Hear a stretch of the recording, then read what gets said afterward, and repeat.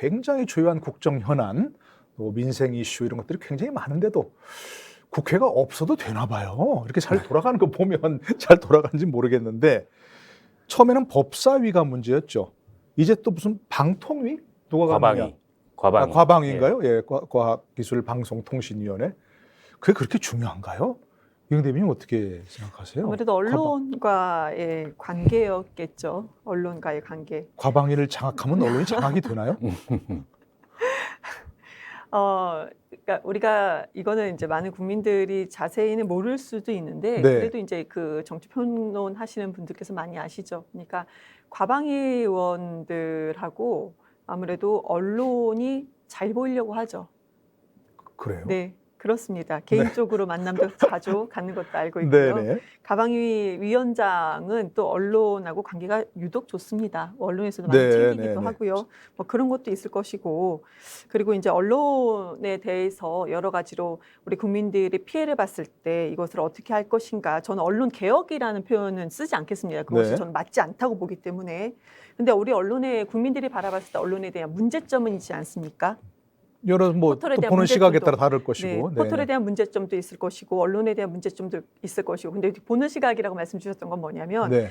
국민의힘에서는 또 본인들을 비판하는 그게 나오면은 언론이 문제다 이런 언론이 문제다라고 민주당도 거의 마찬가지입니다. 그러니까요. 근데 저는 중심에 두는 것은 네. 일반 국민의 피해입니다. 지난번에 음. 이제 언론개혁이니 뭐니 하면서 언론중재법이란 이런 부분 나왔던 부분은 국회의원은 대상에서 빠집니다. 정치인들 빠집니다. 그러니까 그 피해 대상이 나의 피해를 주장할 수 있는 부분은 국민이거든요. 네. 근데 이런 것이 좀 어렵게 꼬여 있는 상황도 있는 것이고, 그러니까 민주당은 국민 피해를 최소화하기 위해서는 과방위를 아무래도 이것을 내어줄 수는 없다. 왜 그러냐? 국민의힘에서는 그걸 다 지금까지 막고 있지 않았습니까? 국민 피해를 최소화하자라고 했던 부분이고. 네. 국회의원을 빼자라고 했던 부분임에도 불구하고 그걸 다 막고 있습니다. 반대하고 있습니다. 네. 그렇기 때문에 만약에 국회의원, 국민의힘이 그런 스탠스를 취하지 않았다면 안 그럴 수도 있겠죠. 지금 과방위 위원장의 문제가 이렇게 네. 쟁점이 되지 않을 수도 있겠죠. 네. 그렇지만 지금 제가 말씀드린 거 보면 상식선에도 국민 피해를 막겠다는데 왜 그러냐, 왜 반대하냐 그런 생각 가지지 않겠습니까? 네. 그래서 저는 솔직하게 국민의힘이 여당 아니겠습니까? 네. 정부 여당. 근데 왜 이러고 있는지 네. 국회가 돌아가지 않는다. 그런 국민들은 누구를 어디를 뭐라고 하실까요? 혼내실까요? 결국은 정부 책임이 정부 여당에 여당입니다. 있다. 그럼 예. 책임 있는 정부 여당의 모습을 보여야 되는데 그러지 못한 점이 지금 상당히 더욱더 앞으로 비판을 더 많이 받을 네. 거라고 보여집니다. 법사위였다가 과방위였다가 7월 17일까지는 하겠다는 거죠. 7월 네. 17일이 뭐 재헌절이니까 재헌절까지도 국회를 못 열면서 이렇게 재헌절 기념식을 보통 국회에서 하는데 그죠?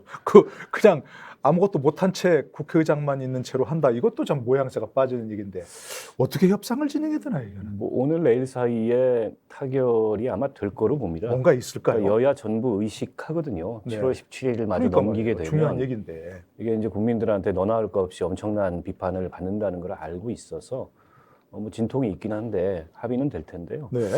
지금 지난번 이제 법사위 쟁점은 해소가 됐습니다. 그러니까요. 그래서 그건 이제 국민의힘이 갖기로 했고, 그리고 사개특위가 이어서 쟁점이었는데 네. 어제 이제 권성동 원내대표가 공개한 내용에 따르면 네. 동수로 구성하고 동수로 하고 위원장은 민주당이 하고 했다. 네. 근데 그걸 또 공개했다고 지금 민주당에서 사과하라, 판 깨겠다 이러고 있어요.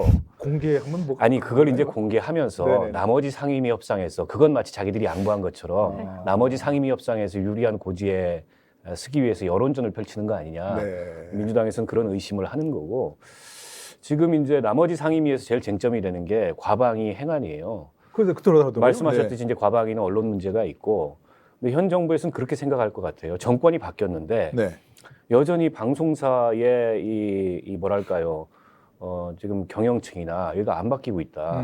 MBC 같은 경우 KBS는 사장이 바뀌었습니다 얼마 전에. 근데 MBC는 사장을 바꾸려면 박문진 이사를 바꿔야 돼요. 그렇죠. 굉장히 어렵습니다 그게. 그런데다가 지금 한상혁 방통위원장 임기 다 채우겠다 이러고 버티고 네. 있는 상황이에요. 그러니까 여전히 그 기울어진 운동장처럼 우리가 여당인데 언론 지형은 우리한테 불리하다 이런 강박관념을 크게 갖는 네. 것 같아요. 그러다 보니까 MB 때 그랬거든요. 이명박 정부 때 뭔가 이게 광우병 나서고 안 되니까 바로 언론을 때려버렸습니다. 네. 그래가지고 정현주 KBS 사장 밀어내고 PD 수첩 고소하고 네. 이걸 했단 말이에요. 그랬죠. 지금 그런 심정으로 하는 것 같아요. 네. 그런데 권성동 원내대표가 이런 심증을 더 굳힐 수밖에 없는 그런 말씀을 하셨어요. 그 KBS, MBC 다 민주노총이 지배하는 회사 아니냐. 당신 얻어서 거기야. 뭐. 네, 그래서 KBS 기자하고 설전도 하고 이랬단 말이에요. 네. 아, 이게 언론 장악 의도가 있구나. 이렇게 판단을 하는 거고. 근데 언론이 장악되나요, 그게? 쉽지 않죠. 그러니까요. 쉽지 않고 요즘에 뭐 기자들이 또 뭐 위에서 누른다 그래서 호락호락하게 자신의 양심에 반하는 일을 하거나 그러지 않습니다. 오히려 문제가 더 네네. 불거지는데. 언론과 갈등하게 되죠. 그렇게 네. 되면. 근데 이제 그런 강박관념을 갖고 있는 것 같고, 뭐 아시겠지만 행안위는 경찰국 신설 때문에 검찰에 이어서 사정기구를 또 장악하려는 거 아니냐. 뭐 이런 어떤 논란이 있는 대목이어서 요거는 제가 보기에 하나씩 교환하게 될 것 같아요. 네. 결과적으로. 어느 쪽이 과방위를 갖고 어느 쪽이 행안위를 가질지 모르겠지만 네, 그 방법밖에 지금 이 교착 상태를 풀 방법이 없습니다. 그러니까 사개특위도 동수라는 거는 국민의힘 요구를 들어준 거고 네. 위원장은 이제 민주당이 가는 거고. 한다. 그건 민주당에서 이제 요구한 걸 네. 들어준 그래서 거고. 뭐 양쪽 다 지금 둘 다 갖겠다 이러는데 네. 그러면 이제 협상이 진전이 안 될 것 같고 네, 네. 어디든 나눠 갖자. 네. 아마 국민의힘은 나눠 갖자는데 공감을 하는 것 같은데 민주당에서는 못 나눠 갖겠다 이러고 있는 것 같아요. 근데 제가 좀 이해를 할 수 없는 게 네. 여당이잖아요. 그럼 여당이 꼭 가져야 될 상임위가 있습니다. 그게 이를테면 기재위, 외통위, 예. 정보위 뭐 이런 거예요. 네. 근데 그거 다 주겠다는 거예요 지금 이 국민의힘에서. 네. 저런 여당은 처음 봅니다. 이게 국가를 운영할 생각이 있는 건지, 통치를 할 생각이 있는 네, 건지, 네. 아니면은 뭐 이런 과방위 뭐 이런 거 장악해가지고 조금 이렇게 좀 아주 좁게 이 국정을 보는 건 아닌지 그런 점에서 좀 근데 사실 우려스러워요. 상임위원장을 한다고 해서 뭐가 대단한 적이 있을까요? 아니 그거는 의사진행권을 갖고 있기 때문에 그렇지 글쎄 않습니다. 뭐 그렇긴 한데. 근데 자, 저는 혹시 박홍근 원내대표께 네네. 제안을 하신다면 아까 얘기한 대로 행안위 가방위 줄이 하나씩 나눠 간다고 했는데 어디를 하시라고 할 뭐 건가요? 제가 뭐 국회에 있는 것도 아닌데 아, 무슨 제안을 할수 있을까요? 대변인이신데요. 전 대변인이고요. 아, 그렇습니까? 저는 솔직히 국민의힘에 꼭 하고 싶은 얘기가 뭐냐면 본인들이 언론에서 지금 불리한 위치에 있다고 생각하는데 너무 욕심이 많습니다. 지금 종편 보세요. 저도 네. 이제 종편 패널로 나가면은 많이 나가시잖아요. 거기에는 패널 구성이요. 네. 이제 민주당이 1, 그리고 국민의힘 측이 거의 뭐 4대1, 5대1 구조입니다. 네. 그나마 대선 때 뭐 3대2, 4대2 이 정도 비율을 맞춰줬다가 지금 그것도- 다시 모니터링 하면은 네. 다시 1위예요. 네. 그나마 그 1도 저같이 그래도 대변인 했던 사람들은 다 빠집니다. 왜요? 다 빠지고 왜냐면 아무래도 대변인했던 사람들은 우리의 주장 민주당의 입장에 대해서 좀 강하게 얘기를 하잖아요. 네. 빠집니다. 그래서 이렇게 강하게 네. 완전히 민주당에 있는 사람들 빼거든요. 근데 제가 네. 이 말씀 왜 드리냐면 시청자 국민들께서는요.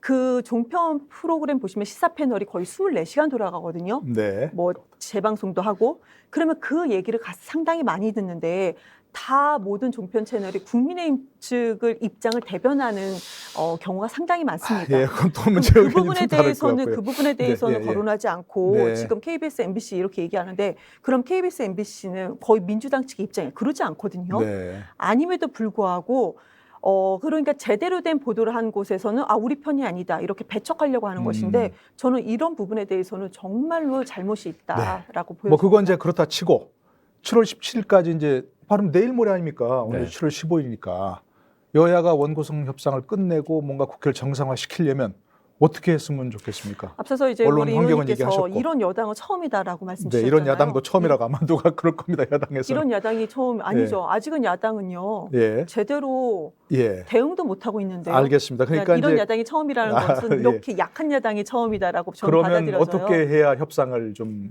마무리할 수 있을까요? 국민의힘이 여당 아니겠습니까? 네. 어느 정도 욕심을 좀 버려야 되죠. 여당이 좀 양보해야 욕심을 된다. 양보가 아니죠. 네. 다 가지려고 하지 않습니까? 욕심을.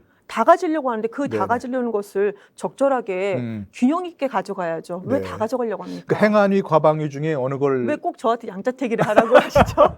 아니 뭔가 양보를 해야 한다. 저라면 과방위를 네. 갖겠습니다. 야당이 네.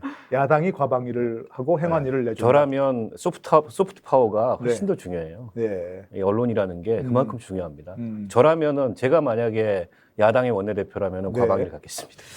저는 근데 네. 근데 그 경찰 조직 다 장악하지 않았습니까? 경찰국 신설하기도 하는 거고. 네. 그래서 저는 행안위 쪽도 예. 이렇게 쉽게 우리가 명분 없이 그냥 국회에서 자기네끼리 권력 싸움에서 내주는 모양을 절대 보여서는 안 된다고 생각을 합니다. 이러니까 협상이 어렵죠.